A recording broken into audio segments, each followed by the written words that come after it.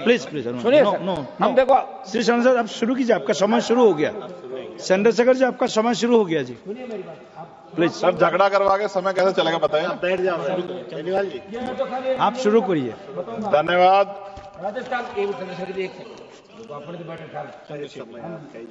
चंद्रशेखर जी आप बताइए, शुरू कीजिए। सामने कोई खड़ा हुआ सर, कैसे बैठ बता। नहीं सर, नहीं, ऐसा नहीं होता है। आप चंद्रशेखर जी आप शुरू कीजिए। धन्यवाद, धन्यवाद सभापति जी। सभापति जी, मैं आज अपने कॉलेज के जीवन से शुरू करूंगा सर। जब हम स्कूल कॉलेज जाते थे पढ़ने के लिए, डीवीपीजी कॉलेज देहरादून, मैं और मेरे साथी सर मोटरसाइकिल से जाते थे। मैं, सचिन, सुबोध, फिरोज, नितिन भीगते हुए जाते थे। तो वहां तो बारिश अच्छी लगती थी, लेकिन जब बारिश बाढ़ का रूप ले लेती है सर, भयानक हो जाता है। बहुत सारे लोग घर पे सो नहीं पाते, लोगों के घर उजड़ जाते हैं, इतनी परेशानी। और ये भी मैं कहूंगा सर, आजाद भारत में 75 साल के बाद भी अगर सबको पीने के लिए साफ पानी नहीं मिल रहा है, तो ये हम सबके लिए शर्म की बात है। सरकारों को सोचना चाहिए था कि अगर ये बुनियादी जो जिसमें व्यक्ति का जोर नहीं है, ये कुदरत की देन है, अगर पानी भी साफ नहीं पहुंचा पा रहे हैं, तो क्या हमने लोगों के बारे में सोचा है। सर, मेरे लोकसभा क्षेत्र में बाढ़ से बहुत सारे गांव प्रभावित हैं। हर बार योजना बनती है लेकिन परमानेंट सोल्यूशन नहीं होता। मालन नदी, कोटा वाली नदी, गंगा बाढ़ क्षेत्र, छोया नदी, शाहपुर कुचियान, लाहक कला, रामपुर चाडा, पीतमगढ़, घोषपुर, बोरकी, रानीपुर, हामिदपुर, माखन सादात, बूढ़ावाला, तुकमापुर, भवानीपुर, चमरावाला, जगुआवाला, तोफिक वाला।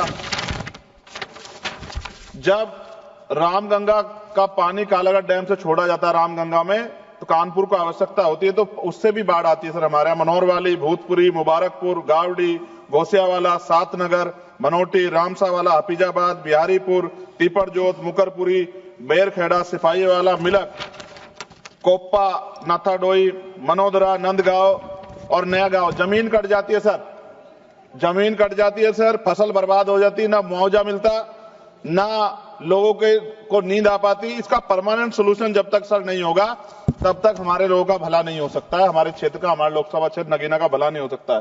सर, गंगा और यमुना की सफाई कब होगी? सरकार ने गंगा और यमुना की सफाई के लिए करोड़ों रुपए खर्च किया, लेकिन दोनों नदियां अब भी गंदी है। इसके लिए जिम्मेदार लोगों पर क्या कार्रवाई होगी और गंगा और यमुना को साफ और अविरल बनाने के लिए क्या ठोस कदम उठाए जाएंगे? फैक्ट्रियों का गंदा पानी रोकने के लिए क्या कदम उठाए जा रहे हैं? सरकार कहती है कि फैक्ट्रियों से गंगा और यमुना में गंदा पानी नहीं जाएगा, लेकिन ऐसा हो रहा है, इसे रोकने के लिए सख्त कदम उठाए जाएं। गंदे पानी को साफ करने के लिए प्लांट कब तक बनेंगे? गंगा और यमुना के किनारे कई ट्रीटमेंट प्लांट बनने थे, लेकिन अब तक काम पूरा नहीं हुआ। देरी के लिए जिम्मेदार ठेकेदारों पर सरकार क्या कार्रवाई करेगी? सीवर का पानी यमुना में क्यों मिल रहा है? दिल्ली और आसपास के शहरों में लाखों लीटर गंदा पानी यमुना में बहा जाता है। सरकार से रोकने के लिए क्या कदम उठा रही है? गंगा के जीव जंतुओं की रक्षा कैसे हो? गंगा में पाए जाने वाले डॉल्फिन और अन्य जीव संकट में इनकी सुरक्षा के लिए सरकार ने क्या कदम उठाया और उनका क्या असर हुआ? नमामि गंगे योजना सफल हुई या नहीं? सरकार कहती है कि नमामि गंगे योजना सफल हुई, लेकिन जमीनी सच्चाई कुछ और है। क्या सरकार इसकी जांच स्वतंत्र एजेंसी से कराएगी? यमुना की सफाई के लिए बनी योजनाएं क्यों फेल हो रही है? यमुना एक्शन प्लान और अन्य योजनाओं पर करोड़ रुपए खर्च हुए, लेकिन कोई खास असर नहीं दिख रहा। क्या सरकार इसकी स्वतंत्र एजेंसी जांच कराएगी? नदी किनारे बनाए जा रिवर फ्रंट से गंगा को नुकसान हो रहा है। गंगा किनारे बनाए जा रिवर फ्रंट से नदी का प्राकृतिक प्रभाव बाधित हो रहा है। क्या सरकार इस विकास और पर्यावरण को संतुलित करने के लिए कोई नई नीति बनाएगी? गंगा, यमुना और उसकी सहायक नदियों में अवैध रेत खनन, अवैध निर्माण क्यों नहीं रुक रहा, जिससे नदी और पर्यावरण को नुकसान सरकार रोकने के लिए क्या कर रही? बाढ़ से प्रभावित गांवों के लोगों का क्या होगा? गंगा यमुना के किनारे बसे हुए कई परिवार हर साल बाढ़ और कटाव से प्रभावित होते हैं।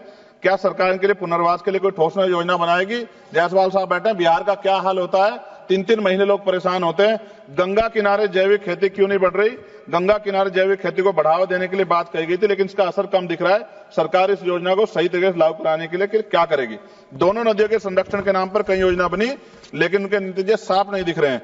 यमुना बचाने के लिए जनता की भागीदारी जरूरी है। क्या सरकार कोई ऐसा अभियान चलाएगी ताकि लोगों को यमुना बचाने में योगदान कर सकें? सर, हर घर को साफ पानी कब मिलेगा? सरकार ने हर घर में नल से जल देने का वादा किया था, लेकिन अभी भी कई गांवों में लोग गंदा पानी पीने को मजबूर हैं। क्या सरकार सुनिश्चित करेगी सभी को साफ पानी और सुरक्षित पानी मिले? ग्रामीण व शहरी क्षेत्रों में पानी की पाइपलाइन बिछाने में देरी की हो रही है। कई इलाकों में पाइपलाइन अधूरी पड़ी है, जिससे लोगों को परेशानी हो रही है। सरकार कब तक सभी जगह पानी की पाइपलाइन काम पूरा करेगी? हैंडपंप और कुएं क्यों खराब पड़े हैं? गांव और कस्बों में लगे कई हैंडपंप कुएं खराब हैं, लेकिन उनकी मरम्मत नहीं हो रही है।